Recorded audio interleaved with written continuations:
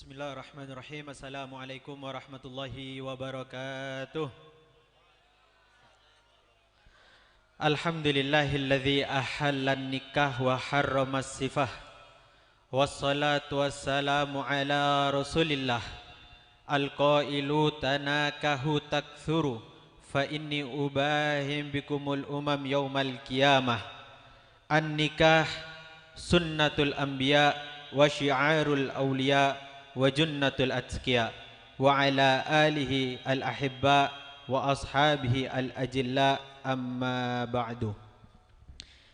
Yang sama-sama harus dan wajib kita hormati para habaib, para syarifah, keturunan darah daging baginda Rasulullah sallallahu alaihi wasallam. Dalam hal ini Sayyidina Ja'far As-Shadiq pernah ditanya oleh Al-Imam Abu Hanifah. Al-Imam Ja'far As-Shadiq bin Al-Imam Muhammad Al-Bagir bin Al-Imam Ali Zainal Abidin bin Al-Imam Husain, ayah beliau adalah Sayyidina Ali karamallahu wajhah, dan ibu beliau adalah Sayyidatuna Fatimatul Batul binti Rasul sallallahu alaihi wasallam. Sayyidina Ja'far yang cucu Rasulullah pernah ditanya oleh Al-Imam Abu Hanifah yang saat itu masih menjadi murid, belum menjadi imam mujtahid, yang mana Imam Abu Hanifah ini adalah guru dari Imam Malik bin Anas, guru dari Al-Imam Muhammad bin Idris Asy-Syafi'i, guru dari Imam Ahmad bin Hambal. Saya sebutkan satu-satu bukan untuk menguji hafalan saya sendiri. Saya hanya teringat dengan sebuah makalah, tanazzalur rahmah inda dzikris sholihin. Ketika kita menyebut orang soleh, maka Allah menurunkan rahmat untuk kita. Kalau satu, bagaimana kalau dua, tiga, dan seterusnya. Menyebut mereka satu persatu, yang mana mereka adalah kekasih Allah Subhanahu wa taala, kekasih Rasulullah sallallahu alaihi wasallam. Kita berharap berkat nama-nama yang kita sebut, semua yang menjadi hajat kita di dunia dan hajat kita di akhirat dikabulkan oleh Allah Subhanahu wa taala. Karena mereka ini adalah juru kunci. Miriplah kayak kalau kita, kalian ya, yang belum menikah mau melamar, kalau melamar sendiri kayak kurang percaya diri, biasanya minta tolong. Coba beb dibantu. Kalau satu lumayan ini. Bayangkan kalau dari Al-Habib Kota ada Habib saya semua nih ngikut. Mertuanya kan agak, banyak iya saya nganter ini. Agak yakin. Begitu juga dengan kita. Kalau doa kita, keinginan kita, kita serahkan dulu kepada beliau-beliau, tawassul namanya. Kita berharap karena beliau yang lebih dekat dengan Allah, juru kuncinya orang dalam, semoga apa yang kita harapkan menjadi atau lebih mudah untuk dikabulkan dan didengar oleh Allah Subhanahu wa taala. Kembali ke ceritanya. Sayyidina Ja'far pernah ditanya oleh muridnya itu Imam Abu Hanifah. Saat itu Sayyidina Ja'far umurnya hampir 30. Berarti kalau gak 28, 29. Biar gampang, berarti seumuran sama saya sekarang, 28. Nah, sedangkan Imam Abu Hanifah waktu itu masih lebih muda. Nanya, wahai imam, kok kemana-mana bawa tongkat sih? Padahal kan masih muda. Sama kayak seumpamanya panjenengan ngelihat saya kemana-mana bawa tongkat, kan kayak kurang pantas, belum waktunya. Biasanya yang bawa tongkat itu kalau sudah agak dekat dengan Allah Subhanahu wa taala, baru perlu dibantu tongkat. Sehingga Sayyidina Ja'far As-Shadiq menjawab, saya bawa tongkat ini bukan karena saya perlu, karena tongkat ini adalah tongkat yang selalu dibawa oleh kakek saya Rasulullah sallallahu alaihi wasallam. Mendengar hal tersebut kemudian Al-Imam Abu Hanifah langsung mengambil, meminta izin mengambil dan dicium.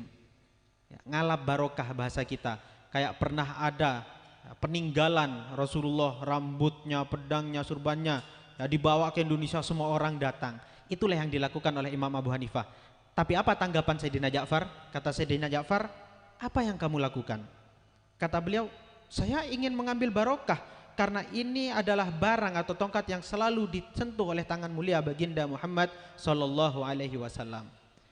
Kata Sayyidina Ja'far, kalau itu keinginanmu, kalau keberkahan yang kamu inginkan, kalau kedekatan dengan Rasulullah yang kamu inginkan, maka yang ada di hadapanmu jauh lebih berhak kamu muliakan, karena darah Rasulullah sallallahu alaihi wasallam bercampur langsung dengan darahku.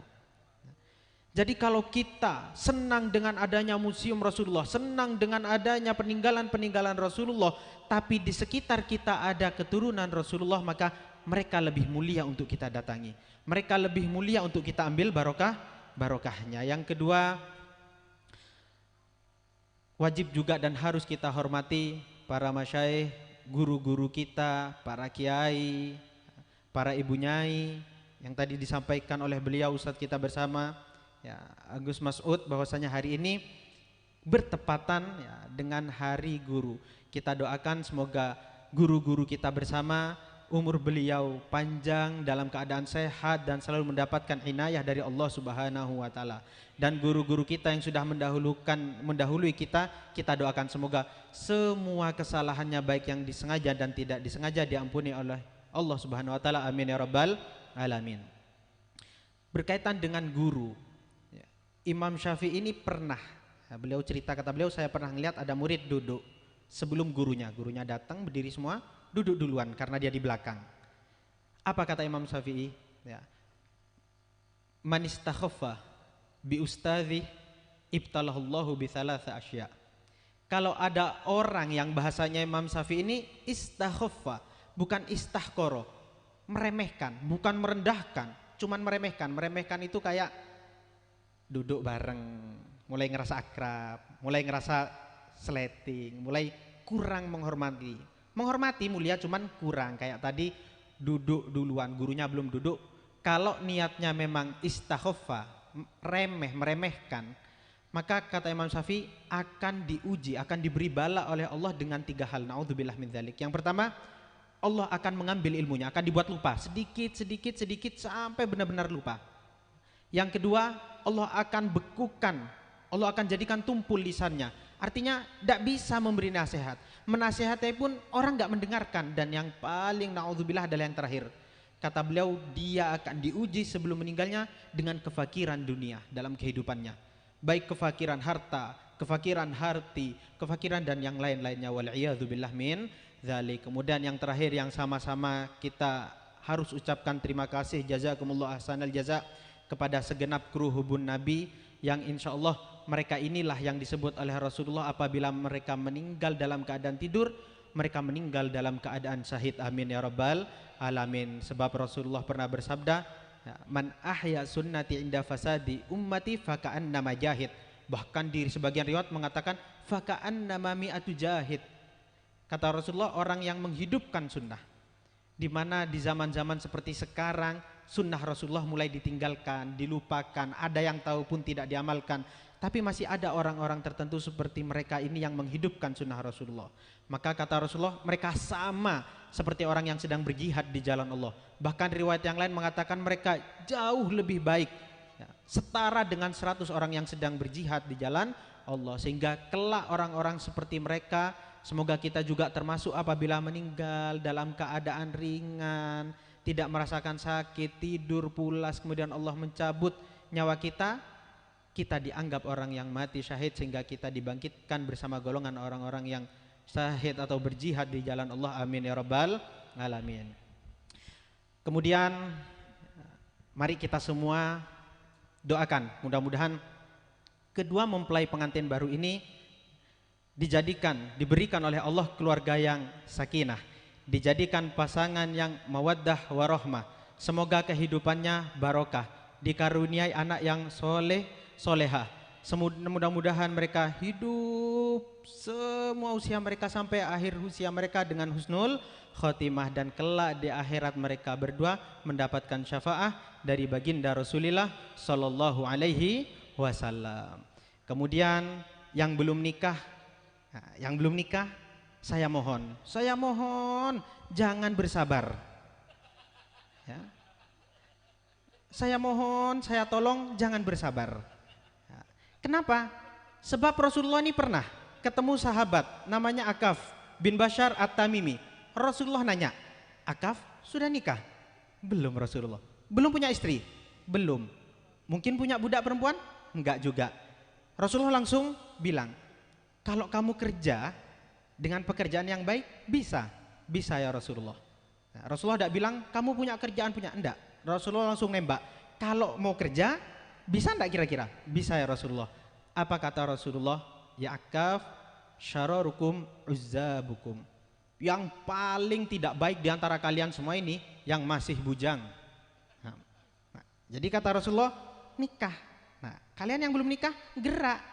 Kalian yang di belakang, semangat, yang di depan biar bergerak. Kalian tunggu saja. Kalau yang di depan tidak bergerak, jangan sampai yang di depan sini bergerak lagi. Nah, ya kan? Ini live. Ini. Yang di rumah. Kayaknya tadi saya kasih linknya. Yang di rumah, mohon kerjasamanya dan dukungannya. Nah, sebab sekali lagi, kenapa kok yang belum menikah, yang bujang ini Rasulullah bilang syararukum, kalian tidak ada baiknya. Bahkan saking tidak baiknya, Rasulullah pernah tiba-tiba bilang miskinun man mata walam tazawwaj. Aduh kasihan gitu, miskin gitu orang nih. Kenapa ya Rasulullah, kata sahabat-sahabat? Karena dia mati tapi belum sempat menikah.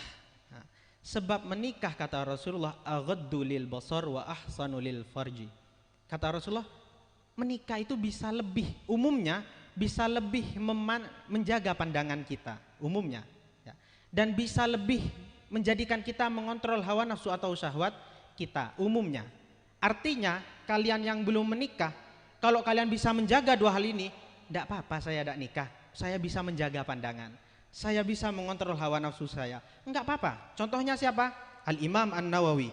Imam Nawawi ya, beliau itu sibuk sama ilmu, ngarang ngajar sampai meninggal enggak menikah, tetap baik di mata Allah. Bahkan di antara banyak kitab arba'in, hadis yang jumlahnya 40, yang paling terkenal adalah karangan Imam Nawawi. Oleh karena itu kita kenal di pesantren dengan arba'in Nawawi. Padahal banyak arba'in yang lain. Meskipun beliau enggak nikah sampai meninggal, tapi karena enggak punya waktu, sibuk dengan ilmu. Atau seperti tadi ya, salah satu mujtahid ya, ulama mujtahid yang paling muda, yaitu Al-Imam Ahmad. Beliau baru nikah ketika usia 40. Kata beliau, saya lupa nikah, terlalu sibuk dengan mengajar dan mengarang kitab. Nah, kalau kayak gitu model kalian, enggak apa-apa, nah, tetap baik di mata Allah. Tapi kalau tidak, jangan coba. Kemudian Rasulullah Shallallahu Alaihi Wasallam juga bersabda, kata Rasulullah, ya, faman tazawwaja faqad istakmala nisfa dinih falyattaqi fin nisfil baqi. Kata Rasulullah, kita nih yang sudah menikah telah sempurna setengah 50% dari iman kita. Kenapa kok sudah sempurna yang 50%? Tadi tuh, karena orang sudah bisa jaga pandangan, otomatis bisa menjaga hati. Hawa nafsu dan syahwat itu lebih terkontrol, meskipun kadang nggak terkontrol, tapi umumnya lebih bisa. Jadi sudah aman 50%. Tinggal 50%-nya bagaimana, kata Rasulullah, falyattaqi, bertakwa. Apa sih takwa? Di antara takwa bagi pasangan suami dan istri adalah melengkapi, menyempurnakan kekurangan pasangan, melengkapi. Ya, berkaitan dengan ini, pesan yang pertama bagi pasangan yang baru saja menikah maupun yang sudah lama sebenarnya, ingat, yang merusak kerukunan dalam rumah tangga kita, yang akan merusak keharmonisan dalam rumah tangga kita, itu bukan kesalahan. Karena kalau ada anggota keluarga kita, mungkin istri, mungkin suami, mungkin anak, siapapun anggota keluarga yang melakukan kesalahan, wajar, kita manusia, al-insan mahlul khata' wan nisyan. Kalau suatu saat kita berbuat salah, wajar, karena kita juga pasti pernah berbuat salah. Lantas apa yang merusak sebuah kerukunan dalam rumah tangga adalah keegoisan, di mana kita tidak bisa menerima kesalahan anggota keluarga kita, sehingga terus diungkit terus, seperti ini dikejar terus. Itu yang akan merusak kerukunan. Kemudian yang melakukan kesalahan, jangan sampai bilang, dengerin tuh apa kata Habib, kalau saya berbuat salah maafkan. Enggak ya, yang berbuat kesalahan fokuslah kalian menebus kesalahan. kalian tidak berhak memaksa, apalagi meminta ya untuk dimaafkan kesalahan saya. Enggak.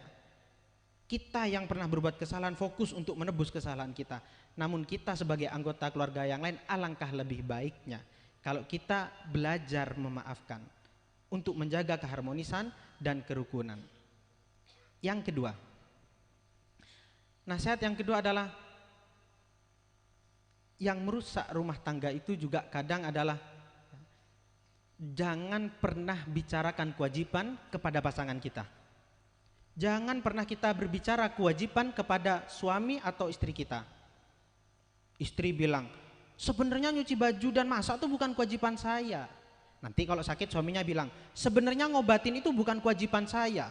Sehingga kalau istri sakit harus di rumah karena tetap tidak boleh keluar rumah. Lalu bagaimana kalau dia ingin berobat, orang tuanya harus datang. Ribet. Oleh karena itu jangan pernah membicarakan kewajiban. Gak usah ini kewajibanmu, ini saya, coba kamu jadi saya, coba ini. Tidak perlu. Lakukan apa yang menjadi kewajibanmu, lakukan yang menjadi kewajiban kita. Kalau kita bisa bantu silahkan. Jangan pernah berbicara tentang kewajiban. Sudah sendiri-sendiri. Kemudian kata Rasulullah, kalian teruslah berbakti melayani pasangan kalian. Menjadi suami yang memberikan hak kepada istri tanpa mengharap mudah-mudahan istri pun membalas. Tidak usah diharap. Istri pun gitu. Silahkan layani suami, berbakti pada suami tanpa berharap untuk dibalas. Karena Rasulullah pernah bersabda, kata Rasulullah, ana khairul mukafi. Di riwayat yang lain, ana khairul mujazi. Wa ilam yujazi ahadun alai fana ujazihi yaumal qiyamah. Kata Rasulullah, kalian lakukan tugas kalian. Kalau memang kalian tidak dihargai keluarga kalian, kalian tidak dihargai pasangan kalian, kata Rasulullah, saya yang akan menghargai. Kita lebih ingin di mana? Apakah keluarga kita atau pasangan kita yang membalas, atau biarkan Rasulullah SAW yang membalas kita? Jadi biarkan Rasulullah. Ingat, ada seorang sahabat wanita yang suaminya keluar untuk berdagang jauh. Zaman dulu belum ada handphone, belum ada kendaraan, belum. Dan perjalanan ini jauh, memakan berminggu-minggu. Sebelum pergi, suaminya bilang, jangan keluar rumah kalau tanpa seizin saya. Pergi suaminya. Kemudian dia punya seorang budak wanita. Seorang budak ini setelah beberapa hari dari kepergian suaminya bilang, ya, wahai tuanku, ayahmu sakit. Ya sudahlah, biarin. Mau gimana lagi, saya tidak boleh keluar sama suami. Lama kelamaan datang lagi, wahai tuanku, ayahmu bertambah parah. Parah sudah ini. Tapi gimana cara izinnya? Gimana cara izinnya? Ngubungin tidak bisa. Sedangkan suamiku bilang, akhirnya sudahlah dulu. Sampai akhirnya datang lagi, wahai tuanku, ayahmu sudah meninggal. Nangis dia. Mau keluar tapi tetap takut. Akhirnya bilang, coba tanya ke Rasulullah, ceritakan tentang yang terjadi dan apa jawaban Rasulullah. Kemudian bertanyalah budaknya dan ketika kembali kata tuannya, gimana jawaban Rasulullah? Kata Rasulullah, tetaplah di rumah. Karena itu perintah suami. Nangis larut dengan tangisannya sampai tertidur. Ketika tertidur dia bermimpi ayahnya berada di surga dengan segala kenikmatannya, dengan segala kemewahannya. Kemudian putrinya senang melihat keadaan itu dan bertanya, ayah, apa yang membuatmu mendapatkan kemuliaan ini? Kata ayahnya, Allah memberikan semua kemuliaan ini berkat kamu nurut dengan suamimu, berkat kamu tetap tidak datang ke pemakaman ayah. Berkat itu Allah senang dan memberikan semuanya ini. Nah, itu yang dibalas. Jadi kalau kita merasa tidak terbalas, biarkanlah kita terus berbuat baik sebab Allah yang akan membalas. Kemudian berkaitan dengan kewajiban, ya, saya hanya akan menyinggung kewajiban seorang suami. Ada banyak. Satu saja. Kewajiban seorang suami yang menurut saya perlu sekali diperhatikan adalah berkaitan dengan aurat istri. Tolong aurat istri itu diperhatikan. Sebab selain kita itu dulu ketika kita mengatakan saya terima nikahnya di hadapan orang tua, ya kita punya tanggung jawab terhadap orang tua, urusan dunia. Tapi jangan lupa, kita juga punya tanggung jawab karena kita menikah dengan kalimatullah.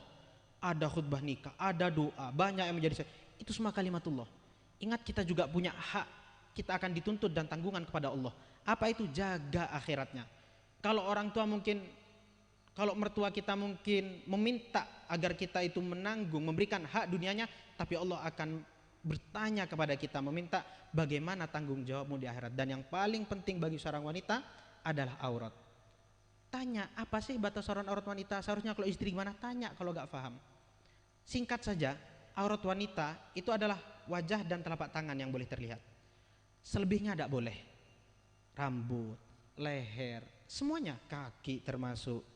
Repot, ya itulah ujian.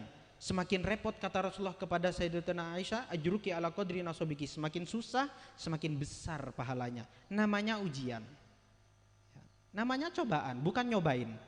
Kalau cobaan itu berat, kalau gampang nyobain namanya, cuman nyoba aja. Nah, jadi sekali lagi aurat wanita itu adalah wajah dan telapak tangan. Kalau keluar rumah ada tambahan syarat yang semua ini sepakat ulama 4 mazhab. Apa tambahannya? Nggak boleh ada dandan sebenarnya. Seperti lipstik. Kalau mau dandan tuh di rumah untuk suami, bukan buat orang lain. Suami yang diam, karena kalau saya tidak jelaskan di akhirat pasti dituntut pasti. Kenapa tidak dijelaskan berapa kali di hubung Nabi kok tidak pernah nyinggung? Saya yang kena. Nah, sehingga perlu saya jelaskan bahwa suami yang membiarkan istrinya demikian keluar dan auratnya terlihat, maka suami itu oleh Rasulullah disebut dayyuth. Tidak punya rasa cemburu. Masa sih suami istri yang cantik seperti itu dilihat orang kamu diam saja? Harusnya cemburu dong.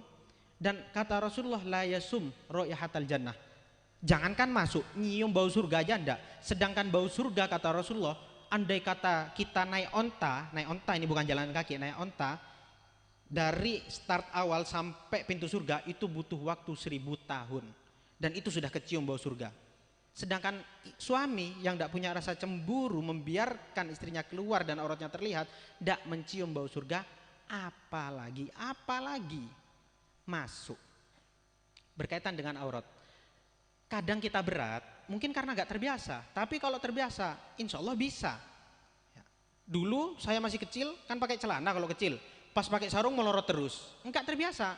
Pas sudah di pondok 10 tahun mau pakai celana justru tidak terbiasa, mau duduk tidak enak, mau makan cepat kenyang, mau ke kamar mandi ribet. Semua itu tergantung terbiasa atau enggak. Lihat Rasulullah berkaitan dengan aurat, saya cicil dikit-dikit. Rasulullah pernah tiba-tiba tidak keluar dari rumahnya, biasanya jadi imam, ini sahabat nunggu kok gak jadi imam, jangan-jangan sakit. Kemudian para sahabat meminta Sayyidina Abu Bakar untuk bertanya, karena beliau orang yang paling dekat dan kebetulan adalah mertua.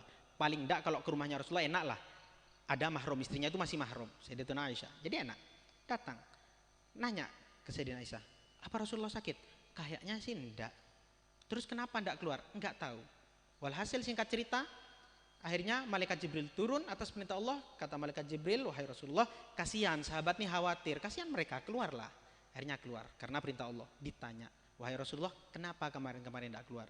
Sudah hampir 3 hari, 2 hari, hampir 3 hari. Kata Rasulullah, ketika saya pulang dari masjid ini ke rumah, nggak sengaja di tengah jalan ada angin, kemudian itu mengangkat gamis saya dan mata kaki saya terlihat. Ada yang bilang dan betis saya terlihat. Saya khawatir, saya malu gitu, takut ada yang lihat. Padahal itu bukan bagian aurat, tapi beliau takut dan malu. Lihat putri beliau, Sayyidatuna Fatimah, ketika sedang merenggut ajal, sudah di akhir hayat, sudah parah, sudah ini mau meninggal beliau. Kemudian beliau terlihat gelisah, sehingga Sayyidina Ali bertanya, kenapa kok kelihatan gelisah, takut mati, tak sakit? Enggak, saya cuman kepikiran nanti kalau saya meninggal dikafani kan. Iya. Apa kafan itu seperti baju kurung gamis? Enggak, itu melekat sehingga lekuk tubuhku terlihat, saya malu. Dan diangkat kan, tidak digendong sendirian sama Sayyidina Ali. Iya. Dikubur tuh keluar dari rumah kan? Iya. Saya tidak pernah keluar rumah, saya tidak pernah melihat dan dilihat oleh yang bukan mahram, tidak pernah. Kepikiran itu, bingung Sayyidina Ali gimana. Kemudian ada sahabat wanita bernama Asma binti Umais datang, melihat keraguan itu, nanya juga cerita Sayyidina Fatimah. Kemudian Sayyidina Asma binti Umais bilang, oh saya dulu pernah, ini cuman saran wahai Fatimah, wahai putri Rasulullah, cuman saran, dulu waktu saya ke negeri Habasah, saya ngelihat ada sebuah desa punya adat unik. Dia meletakkan jenazah di atas, kemudian ditutupi lagi, kemudian ada pegangannya, dan yang kita sebut dengan keranda. Sehingga orang pertama yang menggunakan keranda dalam Islam adalah Sayyidatuna Fatimatul Batul binti Rasul sallallahu alaihi wasallam. Saking malunya. Terakhir, saya kasih contoh dengan Sayyidina Husain. Sayyidina Husain besok mau perang, ya, besok ini perang, kemudian beliau menyiapkan baju. Ya, bukan baju perang, justru beliau nyari baju yang paling jelek. Beliau bukan cuma tidak memakai baju perang, tapi beliau mencari baju yang paling jelek. Yang bagus pun mau dilepas, mau pakai yang jelek. Sehingga saudari beliau yang bernama Sayyidatuna Zainab bertanya, wah Husain, abang pakai ini, bukannya pakai baju perang, malah pakai yang jelek. Kenapa? Kan kamu pemimpinnya, kan kamu dan seterusnya. Apa jawaban Sayyidina Husain? Peperangan yang akan kita hadapi sekarang itu bukan melawan orang kafir yang ingin mengganggu keimanan kita, yang mereka hanya ingin mengambil keimanan kita, bukan. Kita melawan orang Islam juga tapi munafik, yang mana mereka ini cinta dunia. Saya takut kalau nanti saya meninggal dalam keadaan menggunakan baju perang atau pakaian yang bagus, mereka melihat dan menginginkannya lalu mereka mengambil dan aurat saya terlihat. Siapa yang akan bertanggung jawab nanti di hadapan Allah? Mau meninggal, mau perang, tapi yang dipikirkan aurat. Bisa. Kenapa enggak? Bisa, sangat bisa. Ya. Kemudian hikmah. Ya, hikmah dari sebuah pernikahan. Buat saya secara pribadi, hikmah terbesar yang saya ambil dari sebuah pernikahan adalah saya benar-benar sadar sekarang akan arti sebuah bakti kepada orang tua. Dulu saya kagum ketika saya pernah mendengar Al-Habib Ali bin Abdurrahman Al-Jufri bilang, kata beliau, jangan pernah kamu menggunakan kepandaianmu dalam berbicara kepada orang tua yang mengajarkanmu bicara. Dulu saya sudah kagum dengan kata-kata ini, tapi setelah saya menikah, setelah saya punya anak, saya jauh berkali-kali lipat lebih kagum dengan apa yang disampaikan Habib Ali. Jauh lebih kagum. Kenapa? Sekarang saya punya putra, saya punya putri. Mereka baru mulai berbicara dan saya tersadar ketika mereka bisa berbicara. Ternyata orang pertama yang mendengarkan mereka berbicara adalah saya, orang tuanya. Dan pertama kali orang yang senang ketika mereka bisa berbicara adalah saya, orang tuanya. Dan begitu juga dengan kita. Berarti dulu orang pertama bukan hanya mengajarkan kita bicara seperti Habib Ali katakan, tapi bahkan yang mendengarkan ucapan kita adalah orang tua. Sehingga gak pantas kalau kalian sudah dewasa, sudah aliyah, kuliah, kemudian kalian bilang, orang tua sekarang nih Ustadz, orang tua saya tidak mendengarkan ucapan saya. Kalian ini salah besar. Karena sekali lagi orang pertama yang senang dengan ucapan kalian, yang bangga kalian bisa bicara, yang mendengarkan setiap hari ocehan kalian itu orang tua kita, bukan orang lain. Sehingga gak pantas kalau kita menggunakan kata-kata kita, kepintaran kita, dan apapun itu untuk orang tua kita. Ingat, ada seorang soleh bernama Imam Jurej, terkenal sekali cerita ini. Beliau ini orang soleh, ahli ibadah. Saking soleh dan ibadahnya, bukan hanya wali, setiap beliau minta pasti dikabulkan oleh Allah. Tapi beliau pernah ketika sholat, beliau merasa sedang berduaan dengan Allah, sedang asik, sedang ini Allah Tuhan. Ibunya memanggil Jurej, beliau tidak membatalkan sholatnya, diteruskan. Dipanggil lagi, diteruskan, sampai yang ketiga ibunya mungkin sakit hati dan tidak sengaja. Dalam keadaan sholat dan tidak sengaja ibunya itu mengatakan, mudah-mudahan anak ini nanti mati, difitnah sebelum mati, dapat fitnah dengan wanita asusila. Kemudian apa yang dikatakan ibunya menjadi kenyataan. Sebelum meninggal Imam Juret mendapatkan fitnah, difitnah menghamili, naudzubillah, maaf seorang wanita yang asusila. Padahal beliau karena sholat. Bagaimana kalau itu kita cuman karena nonton TV dipanggil ibu kita abaikan? Bagaimana kalau itu kita hanya karena HP, main HP kita abaikan? Bagaimana kalau itu kita? Sedangkan itu beliau ya, yang ketika doa Allah kabulkan. Kemudian baru ini saya mendengar Al-Habib Taufik bin Abdul Qadir Segaf. Beliau menyampaikan, kata beliau, berapa puluh juta sih uang yang kalian keluarkan buat haji itu? Kata beliau, saya pengen tahu berapa puluh juta, banyak kan? Berapa juta itu? Lalu kalian haji itu untuk apa? Ingin melihat Ka'bah, ingin mencium Hajar Aswad, ingin mendapatkan pahala, ingin mendapatkan ridha Allah. Kata beliau, ada yang jauh lebih utama daripada melihat Ka'bah, yaitu melihat orang tua kita dengan penuh hormat.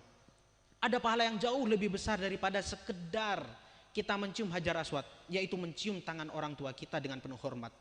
Ada yang pahalanya jauh lebih besar dari tawaf yang melelahkan, dari sa'i yang melelahkan, yaitu mengayomi, melayani orang tua kita. Saya mendengar ceramah ini, saya secara pribadi lega dan senang. Kenapa? Karena jujur, kalau ada orang nanya ke saya, Ustadz, Habib, Ye, pengen ndak umroh atau haji? Hati saya bingung. Dibilang enggak tapi pengen, dibilang pengen tapi enggak pengen. Kenapa saya enggak terlalu pengen? Karena setiap saya memikirkan umroh dan haji, yang saya pikirkan ibu saya belum. Saya pengen beliau dulu. Sehingga dulu saya sempat, apakah saya orang munafik? Kok ditanya orang kayaknya kalau dengar umroh haji sampai nangis senang, kok saya enggak pingin sama sekali. Ada keinginan tapi enggak besar. Karena yang ada di hati saya selalu, kapan ibu saya ini umroh dan haji? Kapan saya bisa memberangkatkan beliau? Saya pernah mengumpulkan dan hampir bisa, tapi saya kepikir, apakah beliau mau berangkat sendirian? Kalau berdua sama saya masih kurang. Karena saya nggak rela kalau ibu saya harus berangkat sendirian, ditemani orang, dititipkan, enggak. Saya ingin menggandeng tangan beliau. Saya ingin ngasih tahu beliau, ini Ka'bah, ini makom Ismail. Makom itu bukan makam. Makom itu tapi tempat berdirinya Nabi Ismail ketika membantu Nabi Ibrahim. Saya ingin menceritakan semua itu. Ini termasuk Ka'bah, tapi dulu ini dibangun. Yang ini namanya ini, saya pengen seperti itu. Saya ingin sekali. Lalu ada orang sekarang juga ketika dewasa melawan orang tuanya, membawa nama cinta. Kalian ingat? Kalian jangan melawan orang tua hanya seseorang yang kalian pilih lalu kalian bilang atas dasar nama cinta. Karena orang pertama yang mengenalkan cinta kepada kalian itu orang tua kita. Orang pertama yang mencintai kita tanpa pamrih dan meminta apapun itu orang tua kita, bukan orang lain. Jangan sampai kita abaikan cinta orang tua kita. Dan saya percaya pasti Rasulullah bersabda, kama tadinu tudan. Kita abaikan cinta orang tua kita, pasti kita diabaikan suatu saat oleh orang yang menurut kita mencintai kita, pasti. Terakhir saya tutup momen indah ini dengan apa yang disampaikan oleh Al-Alamah Adham Asyarqawi. Beliau mengatakan, anta min turabin wahia minka. Kata beliau, yang laki ingat, anta min turabin, kamu dulu asal usulnya Nabi Adam diciptakan dari tanah. Sedangkan wahia, Sayyidatuna Hawa dan wanita istri kita itu diciptakan dari kita, bagian dari kita. Yang artinya wajar kalau masalah mereka itu dibawa ke kita, karena memang mereka bagian kita. Dan kita kalau punya masalah jangan minta agar mereka ikut menanggung, karena kita terbuat dari tanah, maka bawahlah masalah itu sampai ke tanah, jangan dikasih ke yang lain. Dan yang wanita sadar kalau kalian itu bagian dari kami yang pria, sehingga kalau kalian mengadu kepada kami, kami memberikan sebuah keputusan lalu itu tidak sesuai dengan kalian, dengarkan. Atau kalian tidak meminta pendapat tapi kami memberikan usulan, kalian terima. Karena kalian mau tidak mau adalah bagian dari kami. Mungkin itu saja yang bisa saya sampaikan, kurang lebihnya saya mohon maaf. Semoga kita yang sudah berkeluarga, semua yang sudah berkeluarga, dijadikan keluarga-keluarga kita adalah keluarga yang memantik ridha Allah Subhanahu wa ta'ala, memantik pandangan Rasulullah Sallallahu Alaihi Wasallam. Dan yang belum menikah, saya doakan semoga segera dan mendapatkan pasangan yang soleh, yang solihah, yang mana pasangan itu membahagiakan kalian di dunia, lebih-lebih di akhirat. Hadza minni wal afu minkum. Assalamualaikum warahmatullahi wabarakatuh.